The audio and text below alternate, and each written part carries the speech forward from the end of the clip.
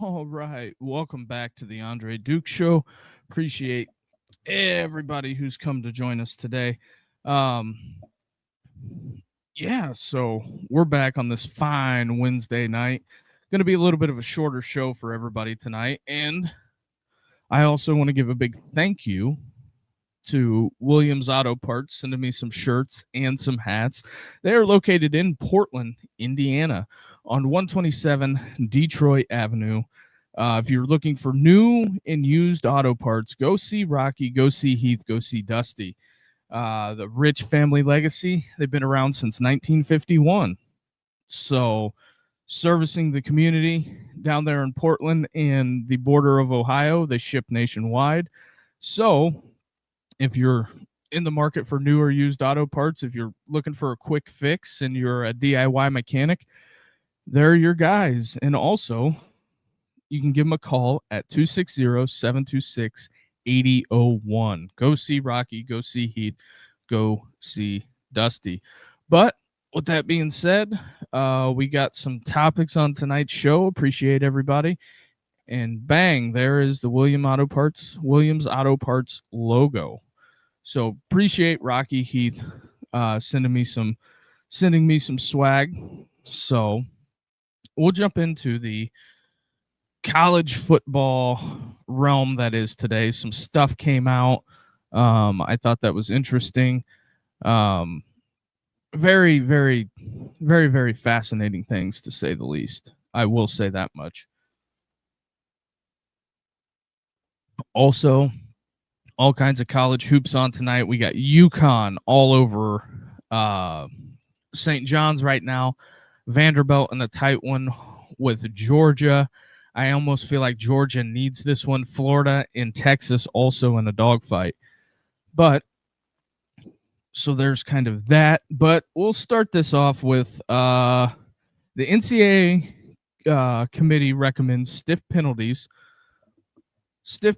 for teams trying to circumvent the transfer portal, which I think that's interesting because I think the spring window I don't know. This could be a nothing burger, but I don't know how this is going to shake out.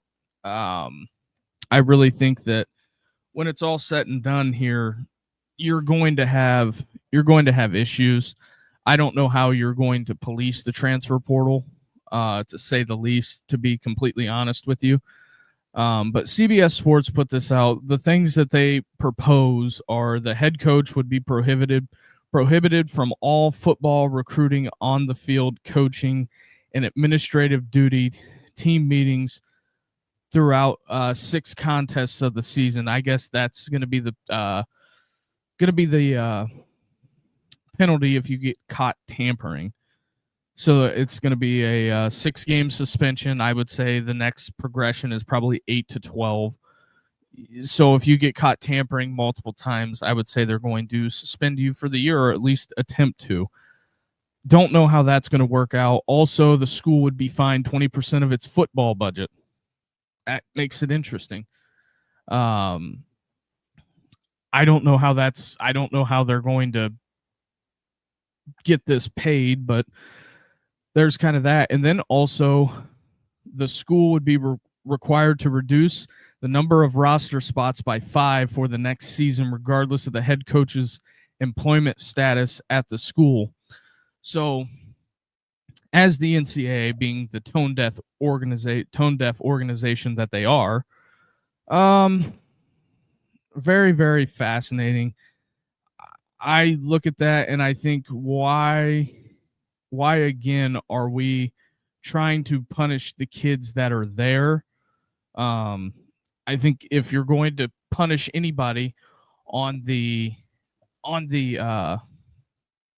tampering side of this, you should punish the coach, punish the university, make it monetary value. Why are we? I don't quite gather the trying to. We're going to suspend this guy. Well, not to backtrack here, but any coach that has had the option to go to the NFL that has done that, they have they've gone to the NFL. I don't know what else to tell them on that front. I don't think it's going to help because they can circumvent it. They can do other things. You can take analyst roles. You can do all kinds of other things to get around this. So we'll see where the transfer portal shakes out with the tampering and all of that fun stuff. But I just don't get it. Very fascinating stuff, to say the least. But also in other news, the guy, Kenny Dillingham, getting a Arizona State, I guess, is going to be opening a new $55 million practice facility, to say the least. I think that's a huge win for the Sun Devils. I don't think people quite understand or grasp what that will do for Arizona State. I think that's huge. I got to get this lighting fixed. I apologize, folks. It's making me look orange. But yeah, I don't know. Lighting's kind of messed up. Oh. See if that fixes it, but we'll see. But yeah, $55 million new practice facility. I think that's awesome for Arizona State. Kenny Dillingham finally getting some major investment into the program. I think that's going to help Arizona State recruiting wise. People say they don't care about facilities and all of that stuff, and they just say it's all NIL, but I'm not so sure that if you're going to pick a university, you've got to make sure the place is right for you first and foremost. I don't think that with it going forward, I don't think that it's necessarily going to hurt Arizona State to have a nice facility. But there's kind of that. I guess we'll see how it all shakes out. But I think that Arizona State, for the most part, is going to come out smelling like a rose, to say the least. But I can't figure out this lighting. For some reason, it's making me look orange on camera. But yeah, we'll track the Arizona State stuff.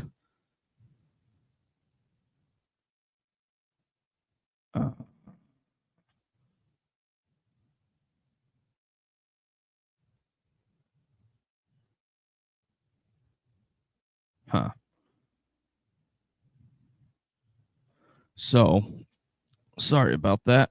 I got sidetracked for a second.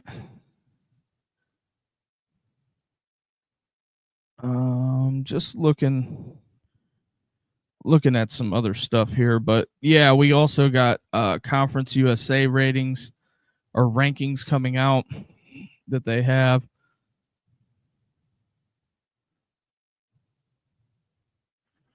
So there's kind of that. I'm going to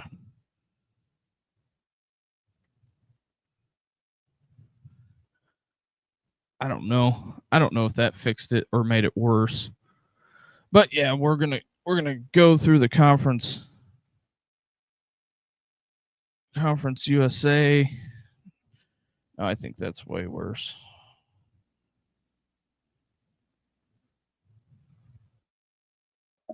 Yeah, for some reason I can't get this figured out, but I guess we'll just bear through it. Maybe turning it down. Maybe that'll equal it out, but we'll see. Try to get it regulated. Yeah, I think that's a better look. But Conference USA rankings, I apologize. Whenever I fired up the camera, everything kind of looked good, and then all of a sudden you hit the play button and it just doesn't turn out for you. So see if those additional lights being turned off help. Nope, not at all. So there's that. We'll move on. Conference USA ratings. I guess we'll look orange for today. The first look of Conference USA, they have Sam Houston ranked 10th. Very interesting. Couple notable transfers. Sam Houston went 2-10 last year. So we'll see. I believe Phil Longo's the head coach. Middle Tennessee 3-9. Very, very interesting conference here. New Mexico State 4-8, not being able to replace Diego Pavia, not being able to replace Jerry Kill. Missouri State, their first year at the FBS level, moving up from FCS, they end up getting to 7-6, which I think that's a huge win for them. To be completely honest with you, that's a huge one. So there's kind of that. See what Missouri State looks like year 2 before they get ravaged in the portal. Typically, that's what I think they survived a little bit. They lost a couple guys, but it kind of is what it is. FIU bounces back. They end up going 7-6 last year. They're number 6. Delaware 7-6 at number 5. Their first year at the FBS level. Charles Kelly at Jacksonville State put together a heck of a year in his first year, replacing Rich Rodriguez. Rich Rod won the conference last year, and I thought that was one of the more interesting hires, to say the least. How is that not a travel? Wow. Georgia knots it up on Vanderbilt. So there's that. I got a big parlay going right now. I got UConn, which is sitting great, and then we have Vanderbilt that's in a quote unquote dogfight with Georgia right now. So there's a little bit of that. Also, Liberty, they're ranked number 3, coming off a 4-8 year. Jamie Chadwell and the Flames. Should be interesting, to say the least. I don't know how that wasn't a travel. He took 2 steps.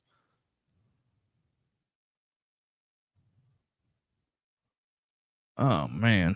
A lot of arguing with the officials going on. Kennesaw State, I believe this will be their 3rd year at the big boy level.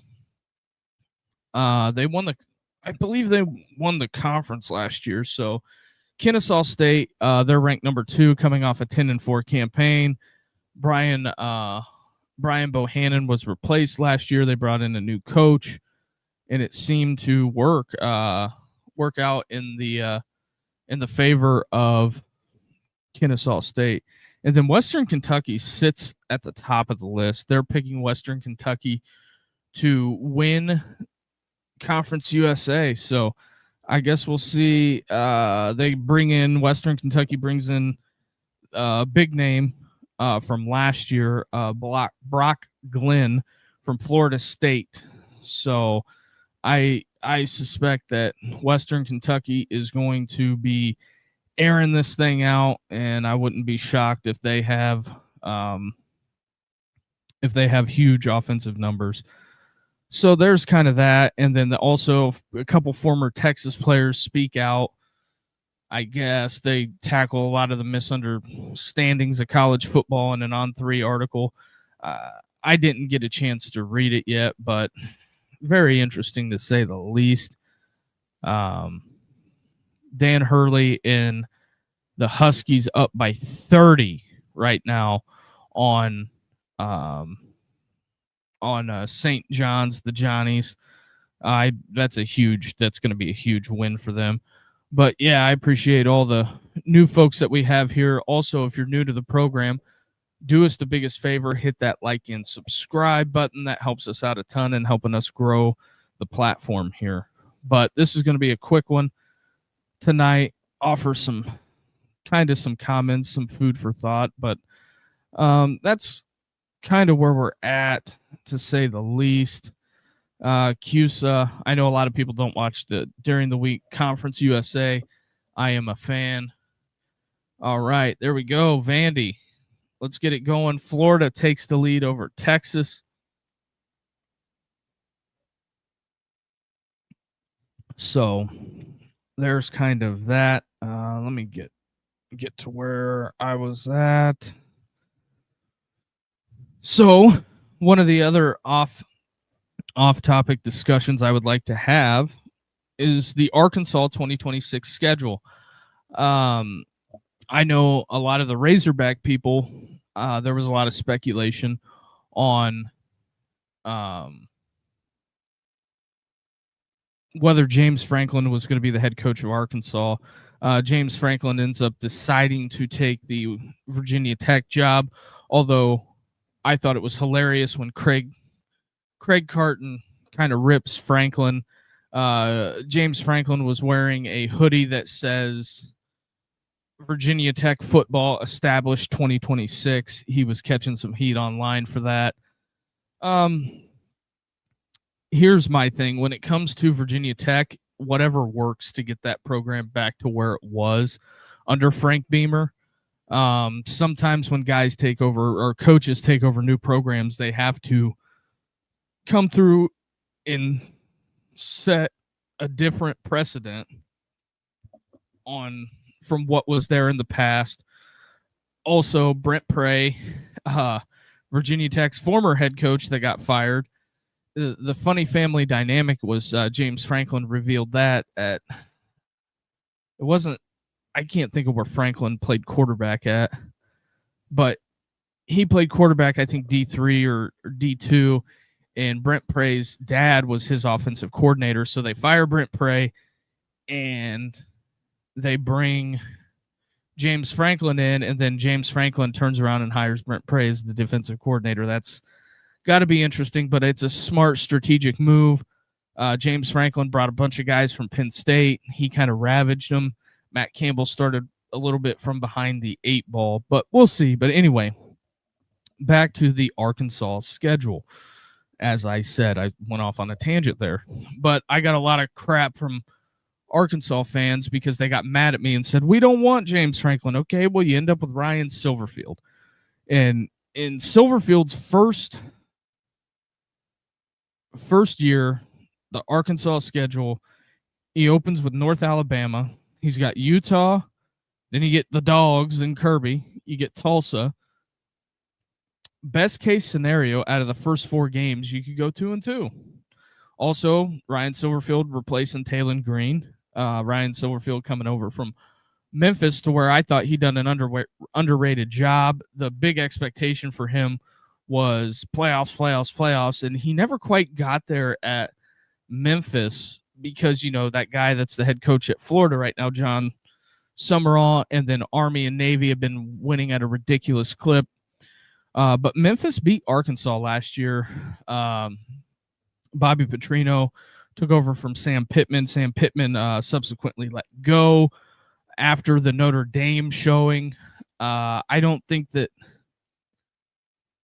one of the deals with Pittman getting let go, I think a lot of people sat on their hands around college football last year. Not this past year, but the year before. I think like Biff Poggi and a handful of guys like Brian Bohannon were let go. None of the big power forward jobs really had any turnover. I think Ryan Walters was let go. I believe he's at Washington now. He'll probably get another chance at it. It just didn't go well for him at Purdue. But Purdue has no financial investment, to be completely honest. Also, Hunter Yurachek, the Arkansas athletic director, did come out last year he gave an interview, I believe, at the Little Rock Football Club, where he says, well, I don't think we gave Sam the resources to win. I think for all intensive purposes, it's very interesting to say the least when something like that happens, because you mean to tell me that your expectation of winning in the SEC, if your expectation, it goes for either conference, really all four of the power conferences, if you don't invest in the roster, you're not going to win. You have to have money for talent acquisition, how you navigate the salary cap, how much you're investing into it. You can opt into rev share, but it doesn't mean some of these universities are spending to the hilt, like the Georgias, the Texases, the Ohio State, Notre Dame, Alabama, because they would have win. And I know I probably sound like a broken record, but college sports now is an arms race, period. That's all it is. Who can raise more money? So that's kind of my thoughts on it. But anyway, best case scenario for Silverfield in the first 4 games to be 2-2. And then you have A&M, you have Tennessee, Vanderbilt, Missouri, Auburn, South Carolina, Texas, and you end it with LSU. I don't think the Tigers are going to be a walk in the park. They're going to be a completely remade over program. Lane Kiffin takes the helm there. Sark in the Longhorns ain't going to be a tall task. Who the hell knows realistically about South Carolina? Is Lenore Sellers going to get better? Is Shane Beamer going to even be there by that time, depending on how it goes? A lot of people, I've got a little bit of pushback on my Shane Beamer stuff, but realistically, I don't think that's an unfair question to ask. He had a great year the year before, 9-3, and then they went like 5-7. They took a couple bad losses. I think they got hit with the injury bug a bit, but that South Carolina fan base is hungry. And when you're Shane Beamer, you create the monster, and if you don't feed that monster will eat you. I think Missouri is going to be one of the most underrated teams in the SEC. I think Ryan Silverfield has a heck of a tall task. I mean, this is all speculative right now. It is February 25th. So it's going to be interesting. We still have spring ball. We still have fall camp. And then you have the season to play out. You know, football is a game of a war of attrition. Whoever is most healthy by the end of the year typically is who's left standing.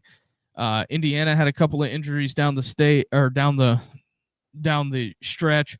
Even look, last year's national championship, Ohio State, their offensive line was ravaged throughout the year with injuries. Notre Dame had a ton of injuries. So if a lot of these teams stay healthy, one of the more fascinating things, I'll couple these two together, or couple these 4 games together. Auburn, Missouri, or I'll read them in order. Tennessee, Vanderbilt, Missouri, Auburn. Auburn, Alex Golesh, first year, another first-year head coach in the SEC. It was open season on coaches in the SEC this past offseason. Kiffin jumps. Billy Napier let go. I think Josh Heupel going to be basically starting, not necessarily starting over, but he's still on the trek of trying to replace Nico that went to UCLA. Tennessee's probably going to be a new look because they've got Joey Aguilar got denied. He's going to the NFL. So there's kind of that on top of it. And then you have Vanderbilt. I don't know if they're going to start the Curtis Kidd, a 5-star that they flipped from Georgia. So going to be interesting to see what Clark Lee, Jerry Kill, and all those folks at Vanderbilt do there on Silverfield's schedule. And then Missouri. I like Missouri. They got Austin Simmons. I think Drink is going to throw the ball all over the yard with Simmons, especially coupled by that run game. I think Arkansas's home opponents are Georgia, Tulsa, Tennessee, North Alabama, Missouri, South Carolina, LSU. At least they don't have to go to Death Valley, but they got to go to Jordan-Hare. They got to go to Vandy, got to go to College Station, and you got to go to Utah. Rice-Eccles ain't an easy place to play. There's a reason why Kyle Whittingham had sustained success there for a long time. And then Big 12 people are going to be up for an SEC opponent. So I think that's very interesting. Sometimes when people want an SEC win, we offer you Arkansas.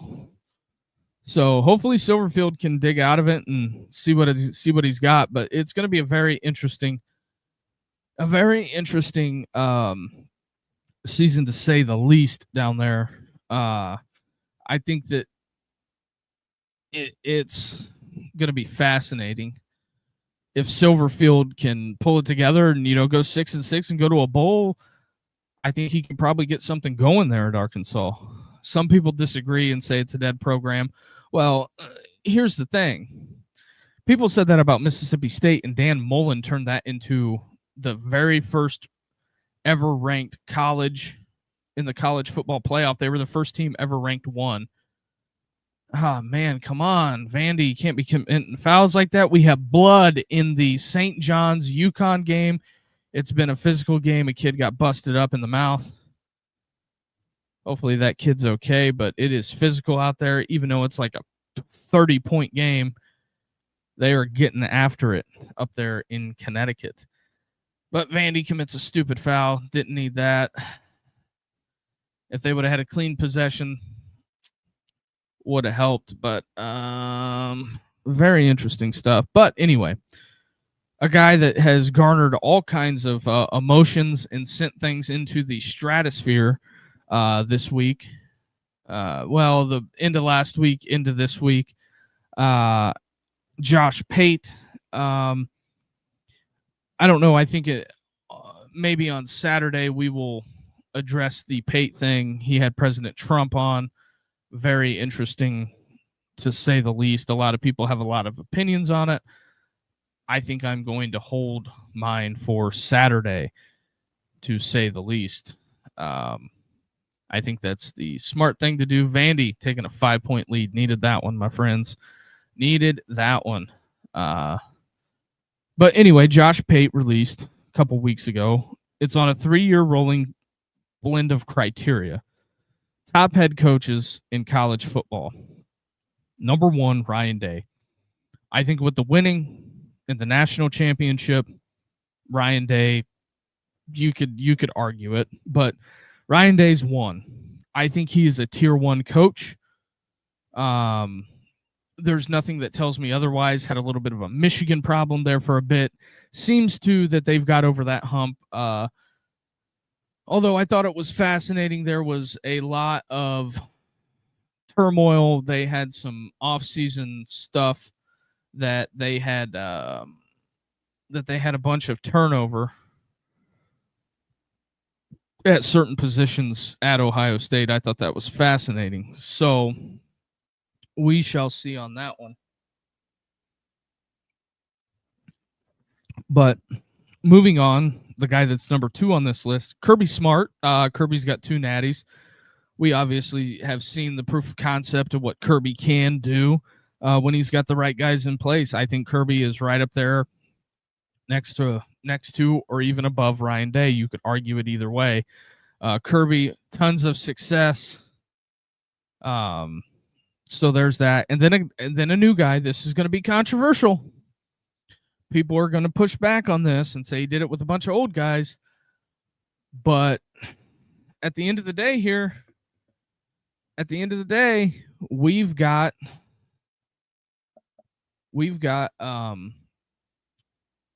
Kurt Cignetti on this list.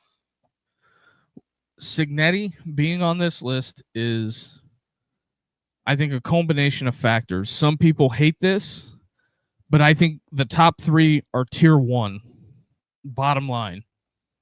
Those 3 guys, national champions, can't argue it. Cignetti 16-0. Ryan Day beats Notre Dame last year. Kirby went back-to-back.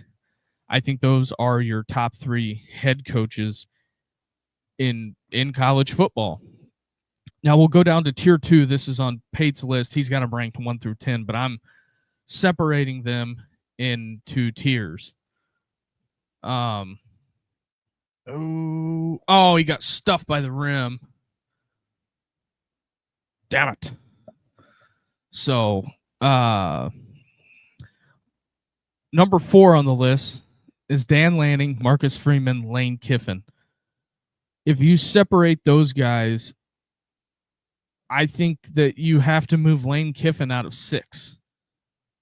Because everybody else on this list that's a top 10 coach, I think Lane Kiffin goes to number 10, in my opinion. Some people will disagree with that, but the rest of the list is Kalen DeBoer after Kiffin, Steve Sarkisian, Mario Cristobal, Mike Elko. I could argue you could put Mario Cristobal, even though he's rough on Saturdays, you could leapfrog Mario Cristobal into, I think you got to put Kiffin below Elko, because Mike Elko's been to the college football playoff. Lane Kiffin has not. It's not a knock on Kiffin. Things haven't broke his way. I think the last couple of years, especially when he had Jackson Dart, and this year, technically, kind of, he had a playoff team, but he walked away, wanted to go to LSU, and he didn't get to coach the playoffs, and life is about choices. Lane Kiffin made his choice. Hopefully he made the right one. So the rest of the guys on the list, Marcus has made it to the national championship, got close, just couldn't get it done. I think Notre Dame is in a heck of a driving seat for next year. I think what Marcus Freeman garnering the NFL attention that he has, he's doing something right in South Bend. I think he loves being at Notre Dame. Could the NFL lure him away? Maybe. But Marcus is still a young guy. I believe he's under 45. So Marcus, and also with Day, if they want to try the NFL and it don't work out, more power to them. Go get a giant payday. Matt Rule did it. But Marcus, number 5 on the list, I would move him ahead of Dan. One of the big knocks on Oregon, Dan Lanning, has been their biggest games that they've played, they've not played well in. They got blown out in the Peach Bowl. They got blown out in the Rose Bowl. And then he lost the Pac-12 championship to DeBoer, where they were like 8 to 10 point favorites. So I don't think that's an unfair criticism of the Oregon program. Do I think Dan's going to be there long term? If you're an Oregon fan, you sure hope so. But with the way the coach movement has been going, I don't know, Jim. I hate to pull the Tony Romo voice out on that one, but that's kind of where it's at. Maybe he'll go down south. Maybe he'll stay at Oregon. But I think Oregon's a lucrative job as long as you have the Phil Knight money. And when the Phil Knight money stops coming in, it's going to be really, really hard. But also, I think one of the bigger contending factors is what helped Chip Kelly and a lot of his success is they were able to go down to California and recruit really well and bring those kids up to Oregon. So we'll see what Dan can do. I mean, Oregon's recruiting at a national level. They're in the conversation. They're in the mix every year. So going to Kalen DeBoer at Alabama. It is the helmets. It is the jerseys. It is Bryant-Denny Stadium. It is Nick Saban Field. I think the script A carries so much weight, and when you wear that, it's almost diabolical, the pressure that goes with that, because in the state of Alabama, outside of the Birmingham Stallions now, got to pull for the Stallions, but outside of the Birmingham Stallions, which is a fine program ran by fine people, you have DeBoer, University of Alabama football. Some people will hate the DeBoer question, but do you think he was looking to get out at the end of last year? I don't know. I don't know if he was looking to get out. I think if he's a smart guy, he'll go down with the ship. But, I mean, I think it was a step in the right direction. He made the SEC championship game, won 10 games. He has put him in the playoff. The first year with him didn't go ideal. They had a complete meltdown in Norman, Oklahoma. I think they kind of calmed some of the Oklahoma fear. They beat him in the playoffs, and then they ran into an absolute buzzsaw that was the national championship winning team, the Indiana Hoosiers. And I know a lot of the people from Alabama were like, well, how good is Indiana really? Well, you found out in the Rose Bowl how good they were. You really did. You found out how good they were. So I think for DeBoer, it's a very big deal that he comes out and has a good year again, or that pressure is going to mount and mount and mount. It's just like the monster theory. Alabama, Nick Saban, Bear Bryant, Gene Stallings, they have created a monster there. And if you do not feed that monster, I just like this. I stole that from the monster theory from Neil McCready. But the monster is you have to feed him, because the bigger the monster, the more it eats. And then whenever it runs out of food, it's going to eat you. That's the same thing with LSU, with Lane Kiffin. Hopefully Kiffin made the right decision. Do I think that it could go very bad for Kiffin? Yeah. Could Kiffin also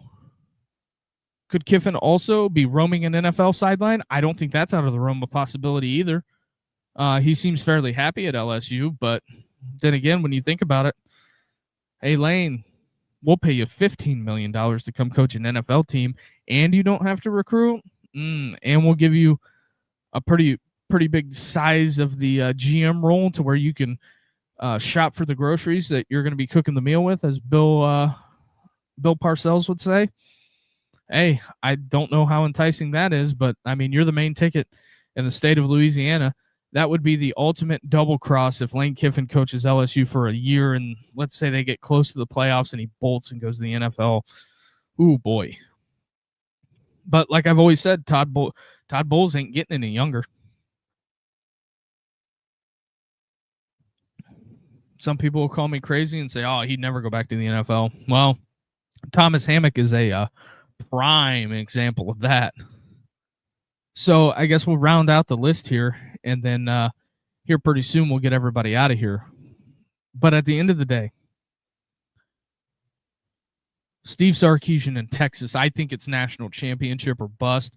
Kind of like when Ohio State came into the year with Will Howard and that super roster they put together. I think that Arch Manning, this could be the culmination. I think Arch Manning looked better at the end of the year than he did at the beginning of the year. He struggled at Florida, struggled at Georgia. But at the end of the day, Georgia, before losing to Alabama this past year, hadn't lost a freaking home game since before pre-COVID. I mean, Kirby is bulletproof at home for an outright winner. He is absolute bulletproof. Now, they've not really struggled on the road. He's like 56-3 or something on the road, and I think all the 2 out of the 3 losses are Alabama. So I hate to put this. Sark has a big monster at Texas too. I think you look at all 3 of these guys: Lane Kiffin, Kalen DeBoer, Steve Sarkisian. You take the coach's name out: LSU, Alabama, Texas. Those expectations for those guys in those roles are through the roof.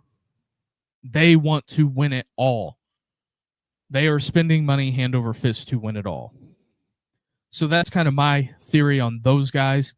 Also, before we end the program here, I appreciate everybody who's tuned in tonight. Sorry about the lighting.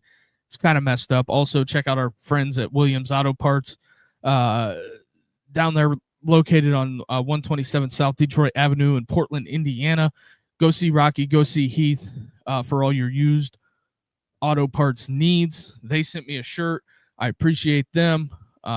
Delivered to the door, actually. So appreciate Rocky, Heath. Also, their phone number is 260-726-8001. That is their number. And we got Joe popping in tonight. What's up, Joe? How's the West Coast? It's got to be better than the Midwest weather. All kinds of tons of college hoops on tonight. So there's kind of that. Also, we'll round out this list. Hopefully Vanderbilt don't crap all the bed here on me, because UConn's winning big and Vandy's in a tight one with the Dogs. But speaking of the Dogs, as we're looking at it, Ole Miss, LSU's about to tip off. The last 2 guys on the list I think are very fascinating case studies here. Mario Cristobal, Mike Elko. Now, I'll start with Miami. in the Mario stuff. All the Fire Mario people have been subsequently quiet this past year. I don't really think that the Fire Mario crowd is as loud. He took them as far as he could, and they just couldn't get over that hump at the end against Indiana. Carson Beck throws a pick. But Mario, I think the pretty much the overall, I think this is my opinion on college football fan bases. It's 40-40-20. I like St. Mary's and Rick Pitino's Johnnies. Yeah, the Johnnies. They're down by 32 right now, but the game's pretty much over. UConn getting ready to run out the clock. Vandy, I just need Vandy to hang on to this 7-point lead. We need a foul here. And let them shoot from the line. But that's kind of where we're at right now on the college hoop side. But yeah, Ole Miss, LSU about to tip off. It's Ross Dillinger. Ross Dillinger reports real quick here. Wazoo, yeah, I got you. The NCAA Rules Committee is poised to recommend eliminating the carryover targeting suspension with a first offense targeting violation. Source say the first time offenders flagged in the second half will not be required to sit in the first half of the following game. I guess that's a step in the right direction. But anyway, Mario in Miami. I don't think the Fire Mario crowd was out as much as what people thought it was going to be. But I look at it and I say, okay, all right, Mario, we see you now. You've kind of gotten over the blunder a little bit. Nah, I say boot him. He got over some of the early stuff. I think they've got their NIL. I think they've got their scouting figured out. Also, it makes it a little tough because the Mendoza kid being a mile away from Miami and Manny Diaz didn't take him. I think that's an interesting caveat, but at the end of the day, Mendoza says he was going to go to Georgia, so I don't know. Don't know if life's all about choices. If Mendoza chose to go to Georgia, does he win the Heisman Trophy? I bet not. But could he beat out Gunnar Stockton? That I don't know. We'll see. But the guy that's last on the list, and then we'll get everybody out of here. The guy that's last on the list, Mike Elko, had I believe it was 8-4, 9-3 year at Texas A&M. At the beginning of the year, or the beginning of his tenure, I thought that was a good way to start. He makes the college football playoff this year. I think a little bit I think A&M got tied up at the end, and the reason why I say that is because Mike Elko and the Aggies kind of fell apart at the end. One of the big things that Elko and A&M have to do is they have to beat Texas. I think it's a mental thing. Some people would probably disagree on that front, that they would say it's probably not, but I think it is.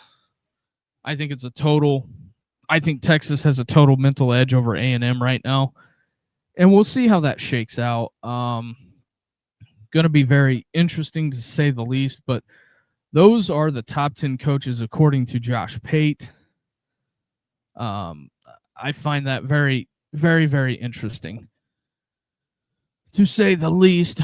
Waiting on this Vanderbilt thing to go to zeros, but there's kind of that. Appreciate you, Joe. Also, kind of stinks, Joe. You caught us at the end here tonight. We went a little shorter and a little later. Elko's good, but I expect more. Everybody seems to acknowledge that he's great, but let's see it at least at a championship game. Yeah, I think it would.